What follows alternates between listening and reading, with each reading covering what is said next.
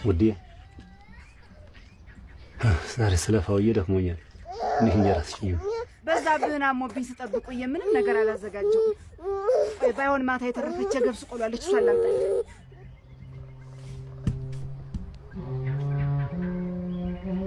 አንቺ እንደው ለኔ ያስበሽልኝ አታውቂ ወተሪው ልጁ እንዲማቆያለ እንዲህ አይነት ንግግር ትናገረኛለህ? ሲቶኝ ልጅ ደግሞ አንተ አይቄስ ታምሩ ዛሬ ጆትን ይስጡ ብድሩን በሴት ልጅ ወይ ክፈሉ ሳልሞት እንዲጋነም ያስገቡ። እስቲ በቃ ልጅ ተው በቃ አይ እስቲ ይሱ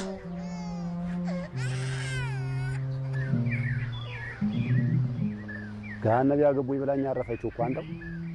እስቲ ምን አሏት እናት እንዲህ ያለ ተቆሶ የመረራ የተናገረች ሰው ከጧት እስከ ማታ በስራ ተጠፍረው ውሎ እቤቱ ሲገባ እንኳን ሚሽቱ ሌላስ ቢሆን እርቦኛል ላቅርቡልኝ ማለት ይህን ያክል ያበሳጫል፣ ክፉ ያናገራል፣ ያስለቅሳል።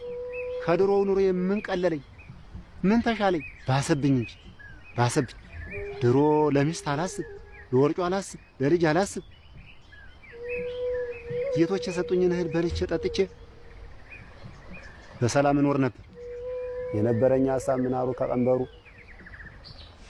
አፉ ከሞፈሩ ማረሻው ከወገሉ መስማማቱንና በሮች እንዳይበደሉ ወደ ደህና ሳር መሰማራትና መመልከት ነበር። አየ ሰላም ኑሮ ለምን ምሽት አገባው? ለምን ቤት ሰራው? ለምን ልጅ ወለድኩ? ምን ነበቀረብ ተቀረብ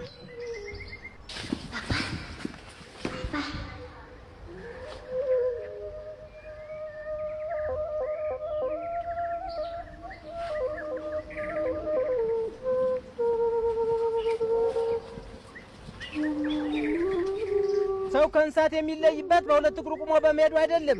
ዶሮም በሁለት እግሩ ነው የሚሄድ። እንግዲያ ቋንቋ ስላለው ነው አይደለም። እንስሳትም በሳቸው የሚግባቡበት ቋንቋ አላቸው። ሰው ከእንስሳት የሚለይበት ራሱን መግዛት የሚችል በመሆኑ ነው። ሰው ከእንስሳት የሚለይበት ራብን፣ ስስትን፣ ዝሙትን ለመግታት በመቻሉ ነው።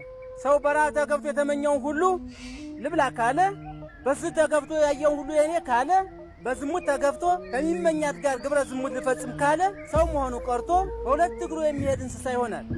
ሰው ከስጋና ከመንፈስ አንድ ላይ ተዋህዶ እንደመፈጠሩ ዓለማዊና መንፈሳዊ ስሜቶች ያለማቆራረጥ የሚፈራረቁበት፣ የሚታገሉበት፣ የሚዋጉበት የጦር ሜዳ ነው። በእንዲህ ያለው ጦርነት መንፈስ ድል አድራጊ ከሆነ የስጋ ፍቃዶች ሁሉ ይገዛል ማለት ነው።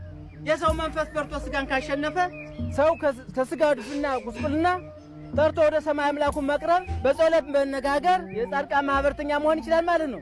ለዚህ ነው ሥርዓተ ጾም የተሰራበት ዋና ምክንያት።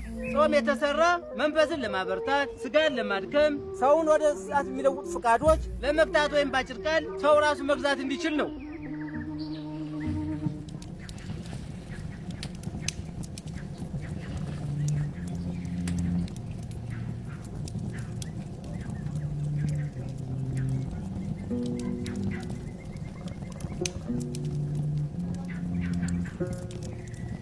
አያቦጋለ መጣ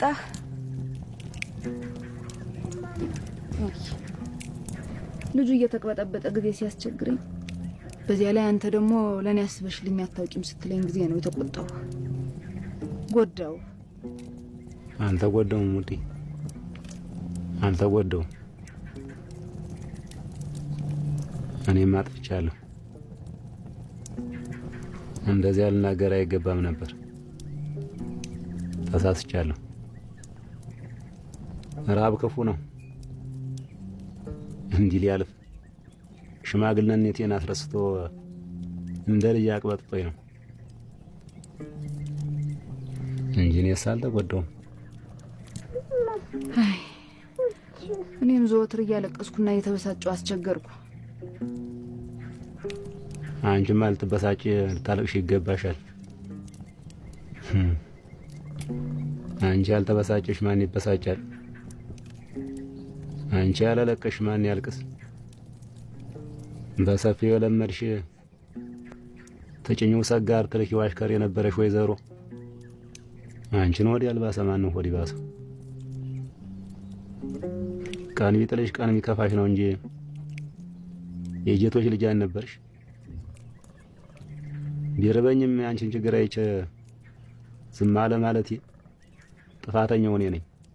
አይ ይሁን እስቲ የኔውስ ግድ የለም ልጃችንን ፈጣሪ አትርፍልን እንጂ ሌላው ሁሉ ትርፍ ነው።